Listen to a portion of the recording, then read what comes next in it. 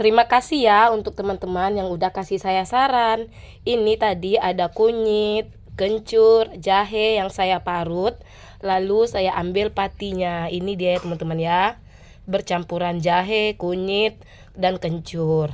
Lalu saya kasih madu beberapa tetes atau beberapa sendok. Ini madunya. Tadi udah saya kasih sedikit ya teman-teman ya. Sekarang saya mau kasih lagi sedikit. Nih. Ini nanti saya minum dan anak saya juga minum. Soalnya saya dan anak saya sama-sama lagi batuk dan lagi nggak enak badan.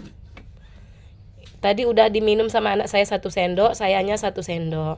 Terima kasih teman-teman semua yang udah kasih saran.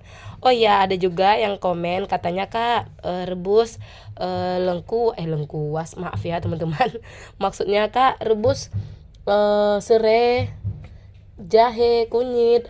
Nanti kemungkinan saya akan bikin ya teman-teman ya.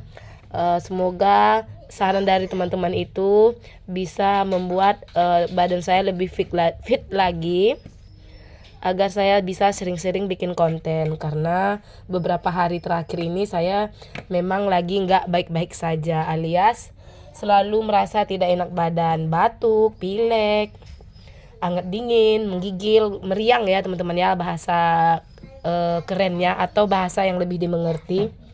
Saya rada-rada meriang. Ini nanti nggak saya buang, kemungkinan ini nanti akan saya campur di rebusan serai dan jahenya. Soalnya kalau dibuang sayang ya teman-teman ya. Ini tadi pas diparut udah saya remas ya teman-teman ya. Saya masukkan ke sini air remasannya. Nggak ada campuran apapun ya teman-teman ya. Hanya jahe, kunyit, kencur, dan madu. Lalu saya remas, saya tidak kasih air sama sekali. Ini kalau bahasa kami patinya ya teman-teman ya. Kalau bahasa teman-teman di rumah apa saya nggak tahu. Kalau kami menyebutnya pati kunyit. Ini dia. Ini untuk nanti malam ya teman-teman ya. Saya mau simpan dulu dalam kulkas. Soalnya tadi udah minum ya, 1 sendok 1 sendok.